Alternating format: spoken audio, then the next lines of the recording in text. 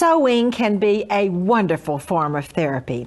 Sometimes when the world seems to have gone crazy and turned upside down, retreating to my special sewing space is a great way to work my way through many of life's surprises, challenges, or obstacles. I like to think of it as getting the knots out. Today we're going to indulge in my favorite therapy as we combine ribbons in a crazy way, turn our thread work upside down, and see how quick and easy it is to create surprising and beautiful results.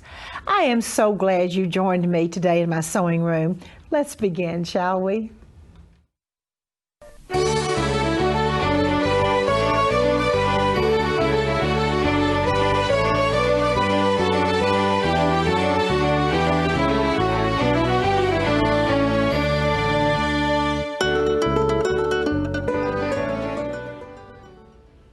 This is the most adorable little camisole and tap pants. Absolutely precious to be worn for lounging and for night wear, or so cute to wear the camisole by itself with jeans, or for that matter, wear it under a jacket, which would be the way I would wear it. The little straps are adorable. These are the Victorian embroideries or Swiss embroideries, whichever one you want to use, just butted together to make the nicest little strap. More of the Swiss embroideries around the top. And look how cute the center section is with the Victorian embroideries and the crazy patch. And ladies and gentlemen, this is crazy patch done with ribbons, which is the easy way of doing crazy patch. The same little crazy patch treatment comes down the front, and then more of the cute little Victorian embroideries, and the legs of the tap pants have a darling little Victorian beading with the edging on it. Now let's just see exactly how this was put together. First of all, with crazy patch with ribbons, you start out with a template, with a system, then start putting the ribbons down. And the beautiful thing about crazy patch with ribbons is that you just zigzag. You don't have to worry. You just put the ribbons down. It already has a finished edge.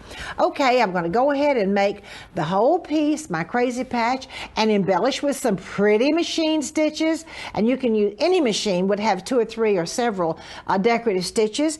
Now let's talk about when you're joining the embroideries. If it has a seam allowance and you're going to join it to another one with the entredeaux, you simply trim the seam allowance, put it together and zigzag it as we have done here.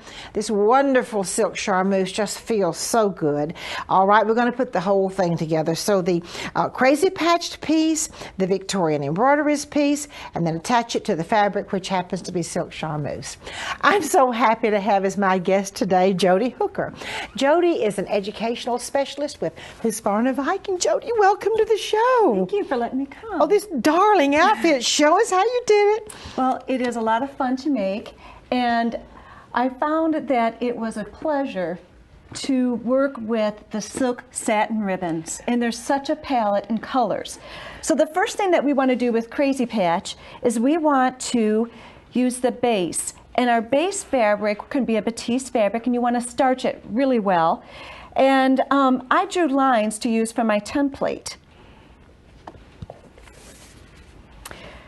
Now when I work with my crazy patch, I like to use transparent thread in the top, and then I just use all-purpose bobbin thread at the bottom, and I mark of which way I want to lay my crazy patch down. So I'm going to take my base fabric, I'm going to lay my first piece of silk satin ribbon over my line 1. Then I'll lay my second piece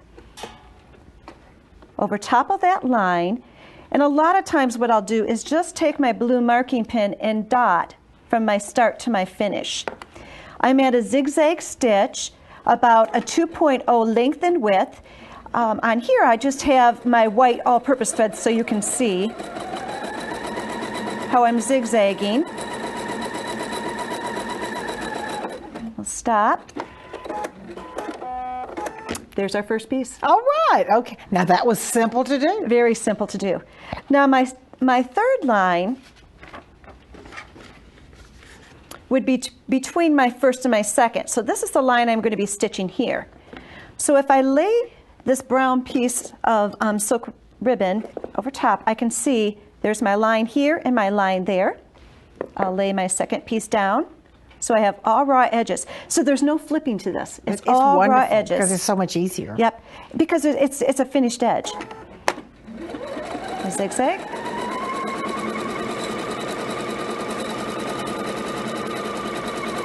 And continue on. Okay, all right. The one little trick is that you want to flip this ribbon back upon itself and trim off this extra ribbon. Okay. So it won't bleed through.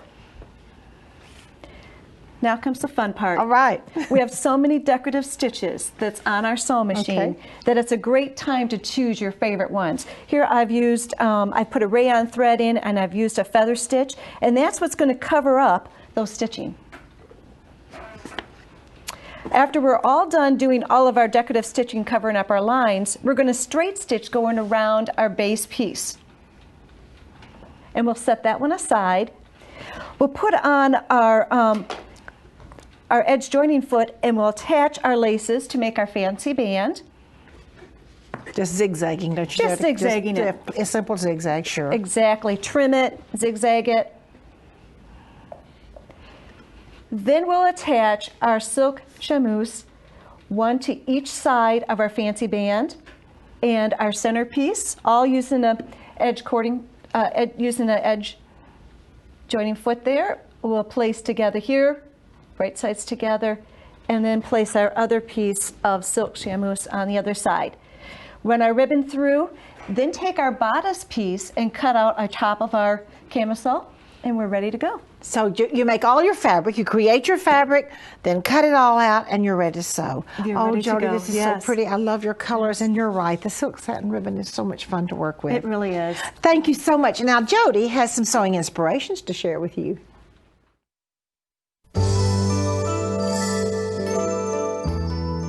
Jody, this is so cute, this notebook cover. Tell me about it.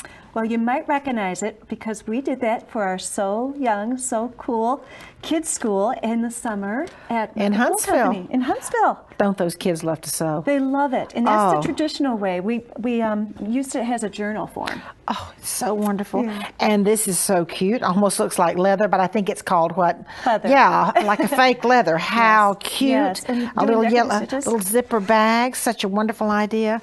And this adorable doll blanket with the ribbon in the middle.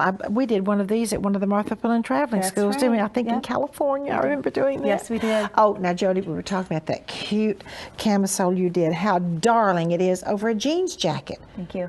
Oh, precious. And the style is to hang down below. But I'm so glad you brought that jacket so we can show how cute it is. And this is? This is Crazy Patch done by the embroidery machine. Ooh. So we had done a lot of squares, sewed them together, made the fabric, and then cut out our piece. Such a cute, fun Yeah. little skirt. And to complement it, I did the blouse and made the collar, did enough fabric to make collar and sleeves. And the sleeves to go with that, and use just wonderful decorative stitches. This is not involving embroidery. No, it this was comes- done in the hoop, wasn't it? Yeah, the embroidery, Oh. it actually will do the piecing for you in the embroidery machine and also do You're the decorative stitches kidding. over top. All the piecing, and now that we ought to do a show on that one day. Oh, it's very fun my to do. goodness. Very fun to do. And you know what? The traditional heirloom blouse done with handkerchief linen and the beautiful, beautiful machine embroidery. Jody, I bet you love wearing this, don't you? do. I bet you get compliments every time you wear this. And the beautiful insertions and the elegant, elegant white on white. Just nothing any prettier than a beautiful handkerchief linen blouse. And now Jody has a so quick and so easy project for you.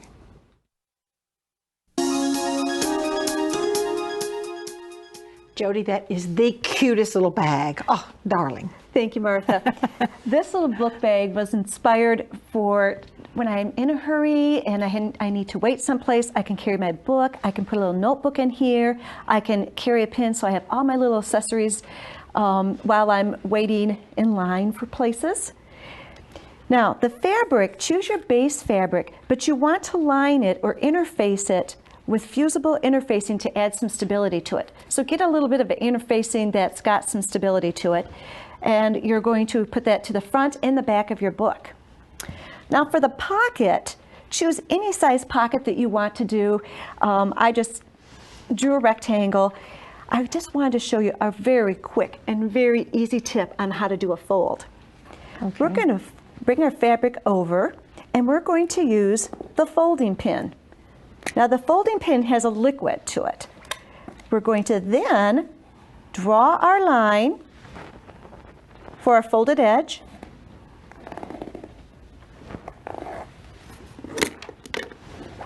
Fold it back, and it stays in place perfectly for you without having to use an iron. All right, that little pin is wonderful. It's very great. So embellish your pocket any way you want. You're going to sew that pocket onto the front of your bag.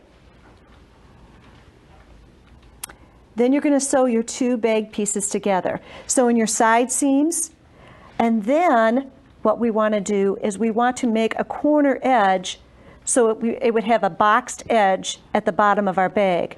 So fold up matching our back and our front seam, measure up about 1.5 inches, and then stitch right straight across. Now for the lining piece, you want to make that a couple inches longer than your bag piece so that when we bring that over to the top, it looks real pretty and it gives a nice accent with our front of our bag. So you'll make the bag piece, the lining piece, just like your bag piece. Slip the two together. For your strap, add some fusible fleece, turn it inside out, and then you'll put your lining inside. Straight stitch or zigzag a stitch down to attach the lining to the bag. Add your strap with a button to get a little cute handle.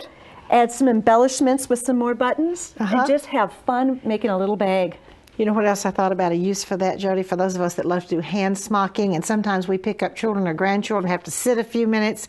You could just put a little pair of scissors. You could stick your hand smocking in there. That could be your car grandmother or mother smocking bag too. That's a great idea. That's a great idea. Thank you so much, Jody. And now we have some machine embroidery ideas for you.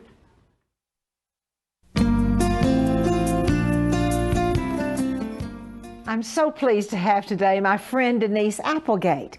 Denise is Sales and Creative Manager of Embroidery Designs for Cactus Punch. Denise, welcome to the show. Thanks for having me, Martha. I'm going to show bobbin work today, and I am so excited. We have a collection with hummingbirds, and they're bobbin work and red work. So you could do reverse sewing in the bobbin, or you could do red work. So if you look at the flower here, you can see that the thread is a little raised. It is a silk ribbon that's done in that space. The things you're going to need to do this project is you're going to need some form of crystals to put on because we add crystals to it, some clear thread, and you'll need standard needles and a tapestry needle. We also want to have a pressing sheet that's for velvet. So you probably use that a lot when you press velvet, but I'm going to show that it's not going to press down our ribbon when we press. Some decorative threads, and you want heavier decorative threads like chenilling threads, silk threads. Then if you're going to do this embroidery, you're going to do it in the reverse. So your stabilizer will be on top, and I'm going to turn this over, and that's the right side of the fabric on the underside, so it's all done in reverse. Now, Martha, there are some people that probably don't have embroidery units. Okay. So here's a little tip. This is actually stabilizer that I sent through the printer. Oh. And I printed on it. Okay. So if they do this in the reverse, they could follow those lines, so they could use clip art or all different things to do that with. Here's some samples of the bobbin work. So this is a little flower, some straight stitch. This is a wider ribbon that most people would think wouldn't sew in there, but it does a beautiful now, all of those braiding. were put in the bobbin then? All in the bobbin. Oh, for the reverse work. Yes. Here's another set of samples. Now, when we get to here, this is some important tips that the viewers need to know is we pull the bobbin thread to the top side, which is actually a reverse when it's on the machine. So we're going to show you that in just a moment. And then when we turn it over, that's what it looks like. So here, the bobbin thread has gone to the back side. And we're going to tie that off when we're done. You may need that tapestry needle to pull it through with. So this is a little thicker, and the bobbin doesn't always want to go through. So here's what we're going to do. We have a piece of linen, and we have a piece of stabilizer. We're going to put it on the sewing machine, but the very first thing we need to do is I'm going to go inside of here and remove the bobbin case and put a specialty bobbin case in that we have. Okay, before you put the ribbon in. That's right, before I put the ribbon in. We're going to put this back together. and then we're going to do a stitch. And it's that easy. The specialty bobbin case has a great little slot in it that accommodates for this thicker thread. One of the things we're going to do is I'm going to turn the hand wheel and pull the thread up to the top so that the threads are all on the same level. So they're here on the top of the machine, and begin sewing. It's that simple. And you're using just a decorative stitch right now? It's actually a straight stitch, and I use that a lot for stems and things. Okay. And it looks like silk ribbon, so when I flip it over, it has the ribbon on the bottom. Well, that's and you had, this is just a ribbon thread that you used in that? Yes. But I saw you could use a whole lot of different things, couldn't Lots of different threads, thicker things. Denise, thank you so much. And now I have some quilting ideas to share with you.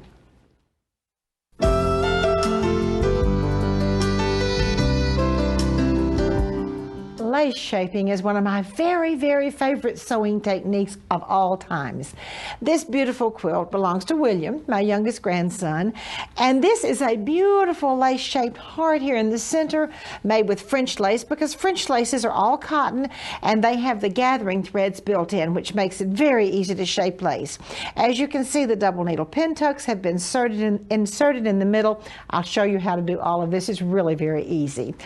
When I first saw my first lace-shaped heart, it simply scared me to death. I thought, well, I will never be able to do that because that's just too hard to do. Other people will have to do it, but I won't know how. And then we worked years to discover what I believe is the very easiest way.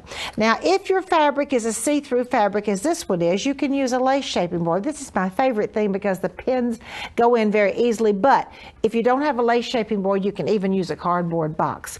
Okay, to shape curves, you need to put the pins pretty close as you come around the edge. Now you can see I've got a little heart trouble here, don't I? Because this lace is still flopping up. It's very easy to fix. There are several gathering threads built into the heading of the French lace. Now the nylon laces will not work with this, but I want you to watch the magic of what's going to happen around there. I'm pulling just one of these gathering threads. Is that magical? What? And I just pull the thread and the lace just lays down exactly as it should. Now I've got to miter here in the middle. So to miter, you notice the angle and by the way, I'm just looking through. This is traced off for you to see, but normally I can just look through on this board and see if it's a fabric you can see through. All right, pin at the top, pin at the bottom. Now forgive my hand, I'm going to move it in front of you just a minute. I'm going to bring the lace back on itself. I'm going to remove the pin that goes through the top, and a perfect miter is folded in. I'm going to quickly show you. I like to keep my pins over on the side of my board when I'm doing lace shaping. I am pulling this taut, not tight. I'm just giving it a little bit of a tug. I do not want to pull it tightly. I'm putting a pin about every, a little bit more than every half an inch. I'd probably put them a tiny bit closer if I weren't trying to get all the way around this heart to show you. On the curves, you need to put your pins a little bit closer together. Then when you come to a part of a curve that's not so curvy, you can move them apart a little bit. And then when we come down here, down toward the end, I can put the pins, because this is pretty straight here. Not really straight, but pretty straight. Okay, now I have too much lace here, so what I'm going to do, I'm going to come in here with my blunt-toed scissors. I love these scissors because they don't have a sharp point. I'm going to come in here and cut it off. Then I'm going to go in, and in the heading of this lace, the string that it makes a scallop on the top is the easiest one to pull. Okay, now I want you to watch up here. Remember, I've got a little heart trouble there. I want you to watch. Oh, it's just like magic. I love it, I love it, I love it. You pull it down, and now the bottom miter is a little bit different. I want you to look here at the bottom. I'm going to make these where they cross over exactly. Now I'm going to pick up the top tail, turn it underneath like that, and pin it down, and a perfect miter has been folded in. A tiny little bit of spray starch and press. You have to use glass head pins. I cannot emphasize enough, because when we iron this down to steam it a little bit, you're going to put the iron right on top of those pins. All right, here we are with another one that has been done. We're now ready. Let me show you how to pull that thread one more time. And I do pull half of it I pull one half when I finish it, then I pull the other half, because if you don't, you could keep on pulling. It will work the other way, but guess what? Your gathering thread may pull out. Ask me how I know all about that. Remember about that bottom twist under? Pin at the top and twist it underneath itself. Let me do that one more time. Okay, pin at the top and I twist it underneath to form a perfect miter. That is all there is to making these lace hearts. Now, I do have to remove it from the board, and when I twist it under, I'm going to go ahead and cut it off. Now, how do I remove it from the board? Let's pretend that this, let's go back here. These pins are still in here. I've got to remove it from the board. So what I'm going to do is come over here, pull a few of the pins out where I can get my hand up, still holding the lace, still holding it, it's still attached to the board, slip my hand underneath. All right, I'm going to hold that lace shape again, and this will also have been ironed and pressed. Still holding it, and it's a lot easier after you spray starched and pressed it. But you do need to get it off the board. We will not be sewing through boards today. Okay, this is now off the board. I'm now ready to go to my sewing machine, and I like to work on the outside first, and I'm going to show you why. I like to put whatever stitch on the outside. I love wing needles or big universal needles, and the reason I like to sew the outside first is because I'm going to come in and cut away. You remember that beautiful quilt of Williams where we had the double needle pin tucks in the middle? I'm going to sew the outside first, and then I'm going to cut this whole inside away because I'm going to slip something else in behind there. All right. Here I have cut the whole inside away, as you can see. Now you can put a number of things behind here. We could put just a piece of batiste. Let's try something else here. A beautiful piece of silk dupioni. Isn't that pretty? A little check, and then here's a striped silk dupioni. You could put in at this angle or put in at the side angle. And then I'm going to go to my sewing machine and sew the inside, attaching the piece behind it, and then turn it to the back and trim away the excess. And here I have done that with the blue. As you see, I came to the back, trimmed the excess away because I still had the big square on the back, trimmed the excess away, and there you are. A lace-shaped heart with something wonderful on the inside. And now I'd like to share a piece of clothing from my vintage collection with you.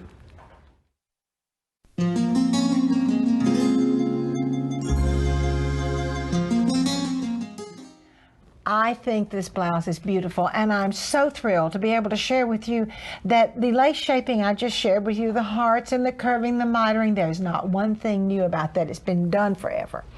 Now look at this gorgeous blouse, around 1900, that has the gathered lace on the top, the 2 tucks, a lace insertion, and 3 tucks. This is a very high neckline, of course, entredeaux around the neckline. Now here's what I just love about this blouse is the lace shaping.